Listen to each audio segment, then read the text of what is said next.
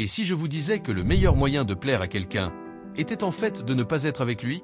Cela peut paraître absurde, surtout pour les pseudo-coachs qui vous diront de faire ceci ou cela à quelqu'un pour le rendre instantanément fou amoureux de toi. Mais la réalité est que le manque est sans aucun doute un des pouvoirs les plus puissants que tu possèdes sans le savoir pour attirer et séduire quelqu'un. Je vais bien sûr t'expliquer cela en détail, mais laisse-moi d'abord te convaincre de mon propos en une phrase. Il est absolument impossible de vouloir ou de désirer quelque chose qui est déjà en notre possession. Par exemple, on veut de l'argent parce qu'on n'en a pas assez, on veut de l'amour car nous n'avons personne pour nous en donner, ou encore on veut être charismatique parce qu'on pense que personne ne nous remarque. Tu vois où je veux en venir? Si tu montres à quelqu'un que tu lui es complètement acquis et qu'il n'y a aucune chance qu'il ou elle te perde, tu lui enlèves également toute opportunité de te manquer et te désirer. En réalité, si tu maîtrises le manque, tu seras capable de faire tomber absolument n'importe qui à tes pieds, homme comme femme, enfant comme adulte. Avant de commencer cette vidéo, je tiens à te prévenir que ce que je vais t'apprendre est extrêmement puissant et peut s'avérer véritablement toxique si tu l'emploies à de mauvaises fins. Alors je t'encourage à ne l'utiliser uniquement pour ton propre bonheur et développement personnel, mais en aucun cas pour faire du mal autour de toi. Si le sujet te plaît et que tu voudrais plus de vidéos comme celle-ci, abonne-toi et dis-le moi en commentaire pour me le faire savoir. C'est le meilleur moyen pour m'encourager et totalement gratuit pour toi. Comme je le disais dans l'introduction, l'absence est une condition essentielle au manque, et le manque un prérequis indispensable au désir. En conséquence, quelqu'un qui te voit plus qu'elle n'en aurait envie ne pourra en aucun cas éprouver le désir de te voir. Tu comprends? Je suis parfaitement au courant que lorsque l'on rencontre cette personne qui nous paraît si spéciale et parfaite, on a envie de passer chaque seconde de notre vie à ses côtés. Mais en réalité, en faisant ça tu ne fais qu'assouvir ton propre désir égoïste sans même te demander une seconde ce que la personne en face de toi désirait. T'es-tu seulement demandé si tu n'étais pas un peu trop lourd et qu'elle aimerait plus de temps pour elle? Désolé de te l'apprendre, mais la réponse est oui dans 95% des cas. Et même si tu n'es pas suffisamment en sa présence au point d'être lourd, la voir ou lui parler tous les jours tue instantanément son manque et donc son désir pour toi. C'est la partie difficile du sujet. Tu dois apprendre à te contrôler et ne pas succomber à tes envies d'aller la voir ou de lui parler matin, midi et soir car si tu le fais, elle te verra simplement comme un fan et non comme un prétendant. Tu ne me crois pas? Alors réfléchis 2 minutes. Parmi tous les moments où vous vous voyez ou vous discutez par message, qui prend l'initiative de démarrer l'interaction et qui prend l'initiative de la terminer? Si tu es à son origine plus de la moitié du temps, c'est beaucoup trop pour lui plaire surtout si vous parlez tous les jours et c'est le meilleur moyen pour finir par devenir un simple ami. Pour te donner un ordre d'idée, lui parler au total entre 1 et 3 heures par semaine est largement suffisant pour la faire tomber sous ton charme. Surtout si tu suis les conseils que je vais te donner dans la suite de cette vidéo. Si tu es déjà tombé sous le charme de la personne à qui tu voudrais plaire, il y a des chances pour cette vidéo ne te fasse pas plaisir puisque tu devrais vouloir passer chaque instant de tes journées à ses côtés, et je parle en connaissance de cause. Désormais, les périodes de tes journées où tu es sans elle te paraissent vides et sans intérêt, et tu préférais sans doute pouvoir accélérer le temps pour profiter de votre prochaine interaction, au point que tu risques de finir par craquer et d'aller lui parler tout en sachant que de cette manière tu risques de l'étouffer et de tuer tout le désir qu'elle a pour toi. Je comprends tout ça, mais laisse-moi te dire que tu passes littéralement à côté de la plus belle opportunité qui te soit donnée en agissant ainsi. Imagine qu'un milliardaire vienne te voir et te propose 1 million d'euros si tu arrives à faire un double salto arrière devant lui. Si par malheur tu ne sais pas le faire, j'imagine que tu lui demanderais 1 semaine, 3 semaines, ou peut-être même 2 mois pour te préparer et augmenter tes chances de réussite. Eh bien c'est la même chose en séduction. Si tu ne t'estimes pas capable de la faire tomber sous ton charme à l'heure actuelle, profite du temps où tu n'es pas en sa présence pour t'améliorer. Si tu as suivi ma vidéo sur l'attirance, tu dois savoir que la séduction n'est pas quelque chose que tu fais mais quelque chose que tu es. Alors au lieu de te demander comment tu pourrais la séduire, demande-toi plutôt comment tu pourrais faire pour te placer en position de pouvoir la séduire. Tu comprends la nuance?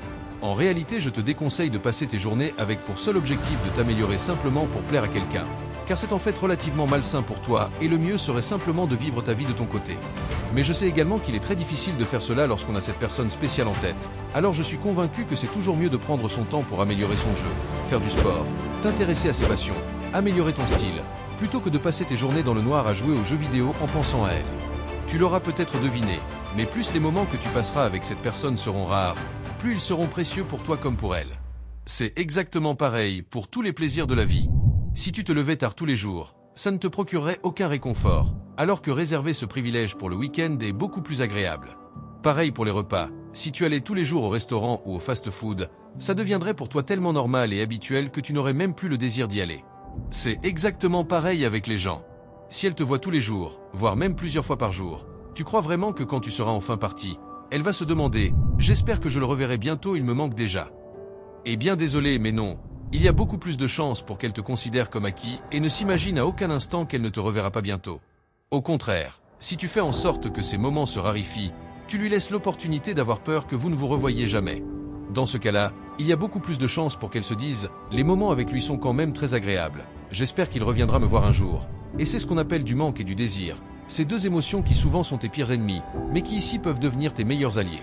La bonne nouvelle est que tu peux commencer à agir ainsi à tout moment et qu'il n'est jamais trop tard. Un proverbe dit d'ailleurs que l'on ne se rend compte de la vraie valeur des choses uniquement lorsqu'on les perd. C'est la même chose avec les humains. Si tu es soudainement distant alors qu'elle te prenait pour acquis, tu peux de cette manière renverser la situation même si elle n'éprouvait pas de manque ou de désir pour toi.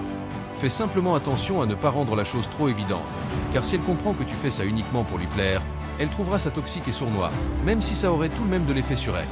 Pour éviter cela, tu peux par exemple prétendre que tu t'es découvert une nouvelle passion, pour la psychologie ou le développement personnel par exemple, et que tu aimes y passer du temps. De cette manière, elle ne s'imaginera pas que tu fasses exprès de ne plus la voir, mais va plutôt penser « Passer du temps avec moi n'est plus son activité favorite, je suis vraiment nul », et risque même de chercher à te plaire par tous les moyens pour que la situation redevienne comme avant. J'en viens donc à mon dernier point, peut-être le plus efficace lorsque tu le comprends et le maîtrises, mais qui peut également s'avérer très toxique si tu l'emploies à de mauvaises fins. Alors je te recommande de faire très attention. Tu connais peut-être le dicton « Fuis-moi je te suis-moi je te fuis ». Eh bien il est en réalité beaucoup plus vrai que tu ne penses. Quand quelqu'un s'approche trop de nous, le réflexe inconscient est de prendre la fuite parce que tu ne sais pas ce que la personne en face veut de toi. Ça ne veut pas dire qu'une fille que tu approches va littéralement se mettre à courir en criant pour t'échapper. Mais ce qui est vrai en revanche, c'est qu'elle aura tendance à fortement s'éloigner de toi émotionnellement. Alors qu'au contraire, si c'est elle qui prend l'initiative de son plein gré de venir te voir ou même de discuter avec toi par message, il n'y a absolument aucune chance pour qu'elle ait l'intention de s'éloigner de toi. C'est pour cette raison qu'il vaut 1000 fois mieux attirer les gens, plutôt que d'être attiré par eux, car de cette manière, tu seras sûr que toutes les personnes de ton entourage auront choisi d'en faire partie, et ne seront pas là pour te faire plaisir ou par pitié de te voir seul. Tu vas peut-être me demander ce que cela a de toxique, et tu as raison de te poser la question.